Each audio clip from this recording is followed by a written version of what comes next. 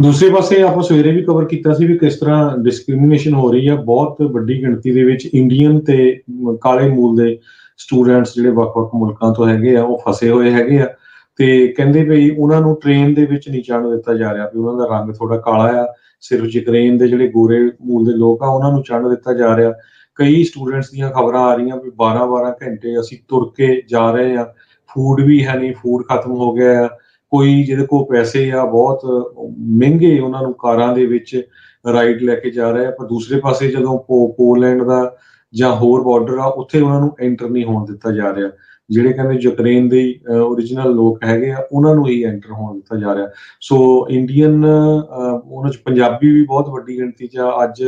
ਸਾਨੂੰ ਕਾਲ ਵੀ ਆਈ ਸੀ ਇੱਕ ਸਾਡੇ ਸਰੋਤੇ ਦੀ ਉਹਨਾਂ ਦੇ ਰਿਸ਼ਤੇਦਾਰ ਮੁੰਡਾ ਉੱਥੇ ਫਸਿਆ ਹੋਇਆ ਖਾਰਕੋ ਦੇ ਵਿੱਚ ਕਹਿੰਦੇ ਵੀ 3 ਦਿਨਾਂ ਤੋਂ ਬ੍ਰੈਡ ਲੈ ਕੇ ਬੈਠਾ ਸੀ ਹੁਣ ਫੋਨ ਨਹੀਂ ਚੱਕ ਰਿਹਾ ਸੋ ਆਪਾਂ ਵੀ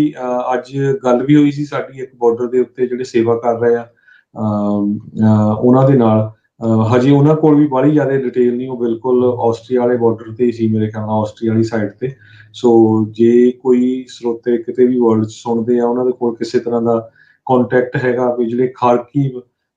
ਟਾਊਨ ਸਿਰਫ 30 ਕਿਲੋਮੀਟਰ ਦੂਰੇ ਸੀ ਰਸ਼ੀਆ ਤੋਂ ਉੱਥੇ ਯੂਨੀਵਰਸਿਟੀ ਆਫ ਖਾਰਕੀਵ ਆ ਉੱਥੇ ਕਾਫੀ ਸਟੂਡੈਂਟ ਸੀ ਉਹ ਵਿਚਾਰੇ ਬਹੁਤ ਫਸੇ ਹੋਏ ਆ ਉਹਨਾਂ ਦੇ ਬਾਰੇ ਕੋਈ ਅਪਡੇਟ ਹੋਵੇ ਜਾਂ ਕਿਸੇ ਤਰ੍ਹਾਂ ਵੀ ਕੋਈ ਕੰਟੈਕਟ ਹੋ ਸਕਦਾ 15,000 ਇੰਡੀਅਨ ਸਟੂਡੈਂਟ ਫਸੇ ਹੋਏ ਆ ਯੂਕਰੇਨ ਦੇ ਵਿੱਚ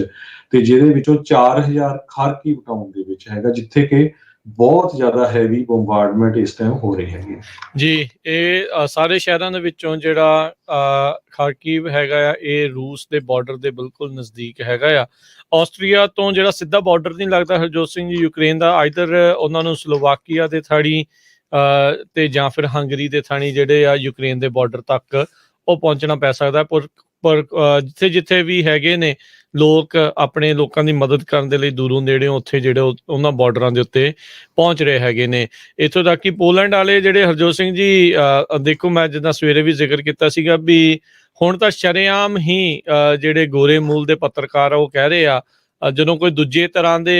ਰੈਫਿਊਜੀਜ਼ ਹੁੰਦੇ ਆ ਉਹਨਾਂ ਬਾਰੇ ਇੱਕ ਬੀਬੀ ਪੱਤਰਕਾਰ ਜਿਹੜੀ ਉਹ ਕਹਿ ਰਹੀ ਸੀ ਦੇਖੋ ਇਹ ਰੈਫਿਊਜੀ ਨਹੀਂ ਆ ਇਹ ਤਾਂ ਕ੍ਰਿਸਚਨ ਨੇ ਇਹ ਤਾਂ ਵਾਈਟ ਨੇ ਇਹ ਆਪਣੇ ਹੀ ਨੇ ਯੂਰਪੀਅਨਸ ਨੇ ਇਸ ਲਈ ਇੱਦਾਂ ਆ ਹਰਜੋਤ ਸਿੰਘ ਜੀ ਵੈਸੇ ਇਹ ਜਿਹੜੀ ਹਿਪੋਕ੍ਰੇਸੀ ਦੁਨੀਆ ਦੀ ਇਹ ਜੱਗ ਜਾਹਰ ਜਿਹੜੀ ਬਾਰ-ਬਾਰ ਹੁੰਦੀ ਆਈ ਆ ਜਦੋਂ ਕੋਈ ਮਿਡਲ ਈਸਟ ਜਾਂ ਕੋਈ ਡਿਵੈਲਪਿੰਗ ਕੰਟਰੀਜ਼ ਜਾਂ ਕਹਿ ਲਓ ਵੀ ਕਿਸੇ ਗਰੀਬ ਮੁਲਕ ਦੇ ਲੋਕਾਂ ਦੇ ਉੱਤੇ ਅਤਿਆਚਾਰ ਹੋ ਰਿਹਾ ਹੁੰਦਾ ਆ ਤਾਂ ਉਦੋਂ ਇੰਨਾ ਦੁੱਖ ਜਿਹੜਾ ਉਹ ਨਹੀਂ ਮਨਾਇਆ ਜਾਂਦਾ ਉਦੋਂ ਇੰਨਾ ਦੁੱਖ ਜਿਹੜਾ ਉਹ ਨਹੀਂ ਪ੍ਰਗਟਾਇਆ ਜਾਂਦਾ ਜਦੋਂ ਖਾਸ ਕਰਕੇ ਇੱਦਾਂ ਗੋਰਿਆਂ ਦੇ ਉੱਤੇ ਜਾਂ ਯੂਰਪੀਅਨ ਮੂਲ ਦੇ ਜਾਂ ਚਿੱਟੇ ਰੰਗ ਵਾਲੇ ਲੋਕਾਂ ਦੇ ਉੱਤੇ ਕੋਈ ਵੀ ਅਤਿਆਚਾਰ ਮੈਂ ਇਹ ਨਹੀਂ ਕਹਿੰਦਾ ਵੀ ਇਹ ਇਹਨਾਂ ਵਾਰੀ ਜਿਹੜਾ ਉਹ ਚੀਜ਼ ਜਿਹੜੀ ਉਹ ਨਾ ਕਰੋ ਇਹਨਾਂ ਦੀ ਮਦਦ ਨਾ ਕਰੋ ਇਹ ਆ ਵੀ ਮਦਦ ਇਹਨਾਂ ਦੀ ਵੀ ਕਰੋ ਤੇ ਦੂਜਿਆਂ ਦੀ ਵੀ ਜਿਹੜੀ ਉਨੀ ਬਰਾਬਰ ਦੀ ਕਰੋ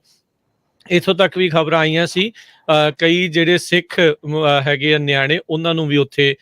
ਕਈਆਂ ਦੇ ਨਾਲ ਹਾਥਾਪਾਈ ਜਿਹੜੀ ਆ ਕੁੱਟਮਾਰ ਜਿਹੜੀ ਉਹਨਾਂ ਨਾਲ ਕੀਤੀ ਗਈ ਆ ਯੂਕਰੇਨੀਅਨ ਜਿਹੜੇ ਬਾਰਡਰ ਏਜੰਟਸ ਆ ਉਹੀ ਕਹਿੰਦੇ ਭਾਰਤੀ ਮੂਲ ਦੇ ਲੋਕ ਆ ਉਹਨਾਂ ਨੂੰ ਵੱਖਰੀ ਲਾਈਨ 'ਚ ਅਫਰੀਕਨ ਅਮਰੀਕਨ ਜਿਹੜੇ ਆ ਸੌਰੀ ਇਕੱਲੇ ਅਫਰੀਕਨ ਅਮਰੀਕਨ ਤਾਂ ਨਹੀਂ ਜਿਹੜੇ ਅਫਰੀਕਨ ਮੂਲ ਵਾਲੇ ਜਾਂ ਕਾਲੇ ਮੂਲ ਵਾਲੇ ਲੋਕ ਆ ਉਹਨਾਂ ਨੂੰ ਵੱਖਰੇ ਜਿਹੜਾ ਉਹ ਕਰ ਰਹੇ ਆ ਤੇ ਦੂਜਿਆਂ ਨੂੰ ਤਰਜੀਹ ਜਿਹੜੀ ਆ ਉਹ ਦਿੱਤੀ ਜਾ ਰਹੀ ਹੈਗੀ ਹੈ ਪੋਲੈਂਡ ਵਾਲੇ ਵੀ ਜਿਹੜੇ ਉਹ ਇੱਦਾਂ ਹੀ ਉੱਥੇ ਕਰ ਰਹੇ ਹੈਗੇ ਆ ਸੋ